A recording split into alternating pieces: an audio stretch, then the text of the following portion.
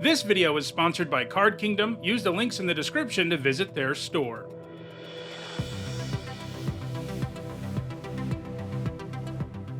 Hi everyone, I'm Nitsahone, and it's Saturday. That means it's time for Nitsa Notes, my weekly vlog series about limited Magic. Today we're going to be talking about the next limited format, which is going to be the Final Fantasy set. It's the first regular release Universes Beyond set, something we're going to see from now on. I think we have the Spider-Man set at some point in the near future too.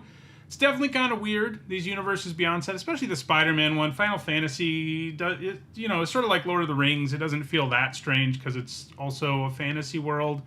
But, yeah, I mean, people have asked me about the Universes Beyond sets and how I feel about them, and, I don't love them, but to be honest, flavor is pretty far down the list of reasons I play Magic. So for me, as long as a limited format's fun, especially, or interesting at least, it doesn't matter that much to me what's on the cards. I know it does for some people, and you're entitled to that opinion, obviously. For me, like I said, it mechanically is number one where Magic is, what Magic is to me.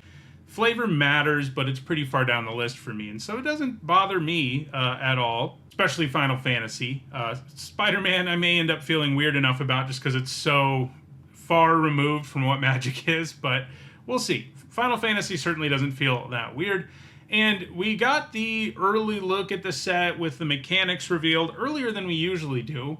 The set review for this set isn't starting until the 30th. Usually when I do this video, the set review's not too far in the future. I don't know if they're doing it this way because it's another IP and Square Enix or whatever wanted them to reveal stuff earlier. I don't know what's going on there. But the point is, we do have it earlier than we usually do. And I think in some ways it'll be kind of nice because in this video, I'm going to take a look at the mechanics because those have all been revealed. And I think by next week's video, we'll have a better idea about the archetypes. We already know some about them, but by next weekend, we'll know more. Right now, I'm pretty much just going off of one panel they had at PAX East about the mechanics and various other things. So let's dive in and talk about those mechanics. So let's start with the fact that there are saga creatures. So we've seen creatures that become sagas before, but we've never seen a creature that is both a saga and a creature at the same time. But that's what we have in this set. The franchise's summon spells are all being expressed by saga creatures. For example, we've got Summon Fenrir. So as you can see, this is 2 generic and a green for a 3/2. So yeah, it's a creature. But then it has chapters like a saga does. Chapter 1 in this case, you search your library for a basic land, put it on the battlefield tapped, and then shuffle. Chapter 2, when you next cast a creature spell this turn, it enters with an additional counter. Chapter 3, draw a card if you control the creature with the greatest power or tied for the greatest power. So you have a 3-mana 3/2 that's doing all of this stuff. And that's upside, obviously, to having a 3-mana 3/2. But there is one downside. There's, more than one. There are a couple of downsides to being a saga creature. One of them is that when the 3rd chapter finishes, or the last chapter, some of them have more than that, you still sacrifice it. So it's a creature that has an expiration date. It's kind of like it has fading or vanishing. It's not a creature that's going to be around forever, but it does give you these other effects. And also, being a 3-mana 3/2 means your opponent can remove this with creature removal, or 1 mana, deal 2 damage to the thing, and things like that. But for one like this, that gives you value up front because it ramps your mana, fixes your mana, it's not going to hurt you that much if your opponent kills it with a legit removal spell. And then, Chapter 2 and 3 are likely to give you more value. And overall, these look pretty powerful because they all give you temporary creatures with a bunch of abilities that'll trigger on your next few turns. There's a big, huge one for Bahamut, which is a mythic rare. This one's a 9-mana 9/9 flyer and has all kinds of crazy effects. So they did a lot of cool stuff with these overall, and I do think the design is interesting because, like I said, it comes with upside and downside that you have these creatures that are simultaneously sagas and creatures. There are also just a lot of double face cards in this set. I think they did it sometimes to communicate how a character changes over the course of their story in a Final Fantasy game. Sometimes they do it for flavor and mechanical reasons. There is a group of rare legendary creatures like Jill, Shiva's Dominant, I think they're from Final Fantasy 16, who turn into sagas at some point if you meet a requirement. In Jill's case, you pay 3 generic and 2 blue, exile her, and then return it to the battlefield transformed. So then she comes back as one of these enchantment creatures. So she comes back as Shiva, Warden of Ice, and you get these effects. But unlike the other sagas that are creatures and they only have one face, Jill will turn back into Jill when the 3rd chapter happens. So yeah, I mean, she's like the sweetest man of war ever, maybe. 3 mana, 2/2, return up to one other target, non-land permanent to its owner's hand. Already a playable limited card, already a pretty good limited card, and she does all this other stuff.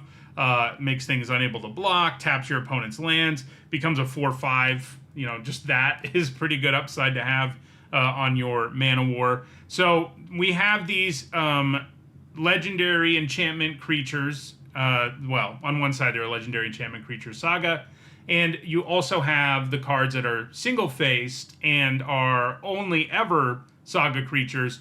But I do want to mention these because unlike the others, they don't have the downside of they get sacrificed at the end, because in this case, they turn back into the creature side. And there's at least a cycle of rare ones like this, and they all look pretty sweet. I wanted to talk about Jill because who doesn't love Mana War? All right, so another new mechanic, but kind of like the Saga creature thing, it's sort of a spin on something we've seen before, is job select. So, you know, in the Final Fantasy games, you often get to choose like what kind of class your hero, your character has, and we've got cards that do that here in a sense. Dragoon's Lance is an example of this. Basically, job select is like for Mirrodin or Living Weapon, in that it is an equipment that makes a token and then equips itself to the token. And I just recently did a top 10 on like why, and talked about why that's so good. And it's because unlike most equipment where you have to like spend extra mana just to equip it and impact the board, equipment like this impacts the board immediately because it gives you a body and equips to that body for free. And in the case of Dragoon's Lance, you basically, you get a 1/1 hero in this case instead of a 0/0 Germ or a 2/2 Rebel. And in this case, you effectively get a 2 mana 2/1 that is flying during your turn. That's a playable limited card in most formats, like a 2-drop aggro decks are happy to have. And then you can kind of look at the equip part for later in the game as upside. You know, later in the game, you can give something else +1/+0 and flying until the end of your turn. It also grants, they also grant creature types sort of based on, you know, in this case, what a Dragoon is. There might be some payoff for that, but it's not a huge mechanical thing. I think it's mostly a flavor thing for the whole job select aspect, because the idea is you're like creating this 1/1 and turning it into a Dragoon. So that looks like a pretty good mechanic too. And equipment in general looks like a really big theme in this set. It wouldn't shock me if red-white is an equipment deck in terms of the limited archetypes. Like, that would make a lot of sense because there is a whole bunch of equipment stuff in the set, not just Dragoon's Lance. Also, you notice on this card, and maybe we saw one earlier too, that you have text in italics that would usually indicate a keyword ability. Like in this case, you have Gay Bulk, which is like the name of a famous spear, probably a spear in the Final Fantasy franchise as well, I'm guessing. Just for what the equip ability is, that doesn't mean it's a mechanic or anything. They just do this, you know, they did it the first time in Dungeons and Dragons, where it was like, it's there for like flavor reasons, you know, for people who care about that kind of thing. It isn't actually a mechanic. It's just a word that they use to add some flavor to the card. So don't feel overwhelmed by when you see italic text like that in this set. It's not a mechanic. It's literally just what the equip ability is called on this card, and it doesn't equip any differently. All right, so the next ability, which yet again is sort of a new spin. At this point, it's hard for them to create mechanics from whole cloth that are completely different from things we've seen before. And in this case, it's another one that is kind of like stuff we see all the time. In this case, it's Kicker, which a lot of mechanics could just be Kicker. We have these tiered magic spells. You know, in the Final Fantasy franchise, you have like, you know, Fire 1, Fire 2, Firaga, etc. I guess the example we have here is actually Ice Magic, so I should have said Blizzard, Blizzara, Blizzaga. And these are gradually more powerful spells in the video games.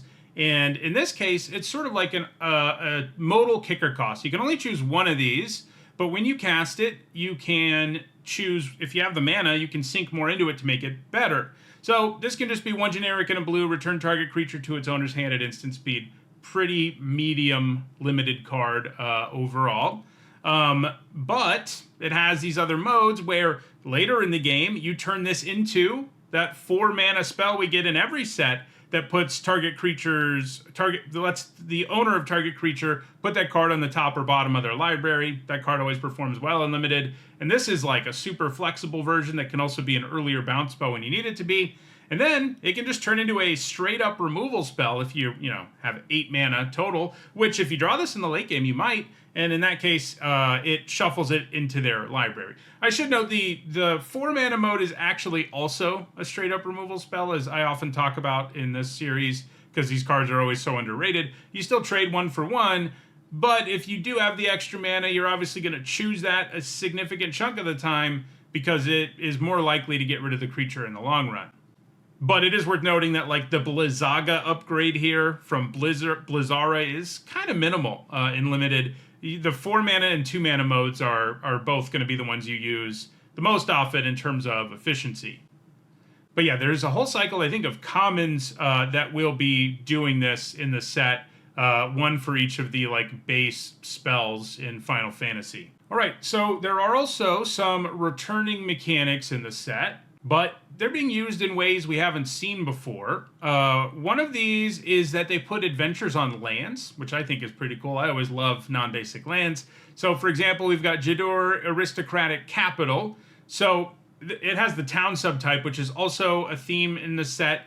You know, most of the time when we see land subtypes, it ends up being a significant factor in limited in a format. So that's something to sort of put a pin in. If there are enough payoffs for having these towns, which also occur at lower rarities, it could end up really mattering. Really, the only time I can remember one of these land subtypes just being a complete dud, well, there have been a couple times in recent memory. I was going to say the Spheres, which were in one of the Phyrexia sets recently, and also the Caves kind of ended up being duds overall. But most of the time, it's like deserts or gates. It ends up really mattering in the limited format. So keep an eye on that. So this one enters tapped, and it can tap for blue mana. So if you get it early and you need mana, you'll play this thing, right? Like you would any land. And if you get it late, maybe you use the other ability, Overture, which is 6 mana for a sorcery adventure, which mills half of your opponent's library. That can come up in limited to some extent. It's not the strongest ability in limited overall. But what's cool about all of these, we haven't seen all of them yet, but what's going to be cool about all of them is that, they're basically like modal double-faced lands are, except they're a little bit better in a lot of ways. They're better because the modal double-faced lands make you choose one side or the other, and that's all you ever get, right? You choose a mode. In this case, you can cast it as a spell and then play it as a land all in the same turn. And it still has the upside of being, the kind of card that's good whether you're mana screwed or flooding out, although this isn't the best example since the spell side can have a minimal impact on most limited games. But it's a spell on one side and it's a land on the other, so it's a land with big upside, basically. And these are all pretty interesting. There are a few other adventures in the set, but they work in the conventional way, not in like this different way where it really makes a big difference when it's on lands versus on other things. So another group of double-faced cards, I mentioned the creatures that can transform into summon spells, sagas, and then back into creatures. Another kind of double-faced card that looks like it's throughout the set are side quests. One example we have of that so far is side quest, Catch a Fish. All of these have some sort of effect as an enchantment and then can turn into something else. It's unclear whether they're all going to be lands. The ones we've seen so far have been. But they're all pretty interesting. They're not unlike the lands that we saw in original Ixalan that are spells on the front side and then can become a land with some ability. They're pretty much the same thing. It's just got some Final Fantasy flavor here. In the case of side quest, Catch a Fish, at the beginning of your upkeep, you look at the top card of your library, and if it's an artifact or creature, you reveal it and put it into your hand. And if you do that, if you put a card into your hand, you create a food token and transform this. So you can look at this, before we even talk about the other side, as 3 mana, draw a card, make a food eventually. It's not guaranteed to happen on your next turn. There's a decent chance it happens, but it's not guaranteed to happen. And that worries me a little about a 3-mana enchantment that already doesn't do anything until my next turn. But when you do meet that requirement and you've paid 3 mana, draw a card, make a food, that's kind of acceptable. And then it also becomes a land. And the thing to remember with these is not only does this land come with a nice activated ability where you can give up that food and buff your whole board, it also ramps your mana. Like if you transform this early, or it means you hit a land drop basically, like either an extra land drop or a land drop you would have missed if you transform this on your next turn. So, that is not an irrelevant thing. I do suspect that side quests that actually impact the board, as is often the case, are going to be the better ones, the ones that impact the board immediately, rather than one like this that doesn't do anything up front and isn't even guaranteed to transform on your next turn. Playing this card in limited worries me a fair bit. If you have enough artifacts and stuff to do stuff with, it'll get better. Like if you have a huge number of creatures and artifacts in your deck, and you can make it much more likely it transforms consistently, it's going to get better. You also have artifacts to sacrifice. It is weird that this doesn't give you a fish token, but I guess that's what the food is. If you give you a fish token, it would probably be better in limited, especially if it was an artifact, because it would work with everything. But anyway, so the side quests look interesting. They are another kind of double-faced card in the set. There are also a number of mechanics in the set that I think are likely to be one-shots. Like one of the legends that can turn into a enchantment saga has devotion, but in the panel they said this is the only card in the set with devotion. There's also a chocobo card that has affinity for birds. That's something we see all the time now. These mechanics that they pull out and put on one card in the set. There's a couple of cards that can meld together too. I don't usually talk about those in this kind of video because it's not a key theme in the set so much as something they felt like flavorfully they needed to bring in to use on these particular cards. All right, so that is a look at the big, headliner mechanics that are in the set. It feels like the saga creatures and the job select equipment and the tiered spells, those are the ones that are really going to have an impact on the format because they're all rarities. They're showing up all over the place. They're key cards in the format. So expect to see a lot of those. But things like side quests and the town subtype and things like that are also likely to come up in a big way in the format. Overall, looks like an interesting set. I think the saga creatures are, to me, the most interesting thing about the set, just because it'll be interesting to see how those play, how the upsides and downsides with saga creatures play out in a game of Magic. So that'll do it for this video. Like I said, next week I'll take an early look. We still won't have all the cards next week, but we'll probably know what all of the archetypes are, what all the 2-color combinations are doing in the set. Right now we only know a few of them. And next week I'll do a deeper dive on those and discuss how I think it'll play out in the new limited format. If you enjoyed this video, please like it and share it so that others can enjoy it too. If you want to make sure you catch future videos, don't forget to subscribe.